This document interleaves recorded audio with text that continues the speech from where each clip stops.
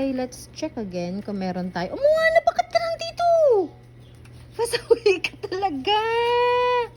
Mamaya na kita babalik din ha. Mag-harvest muna tayo ng okra. Check natin kung meron tayong harvest na okra ngayon. Kasi nung nakarang kahapon yata nag-harvest ako. Oh, wag lalabas ha. Dito ka lang. Ito pwede na siguro to. Kasi baka makalimutan ko na naman. Pwede naman siyang ganito pala. Hindi ko na kailangan ng gunting. Oh, naulan na mo, Ana. Abutan tayo ng ulan. Nagawa mo dito? Ito pa. Ayan.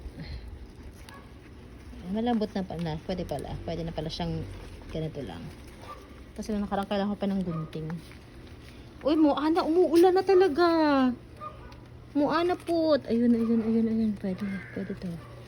Ayun na, pumapatak na yung ulan. Ilang piraso din tayo makukuha mo.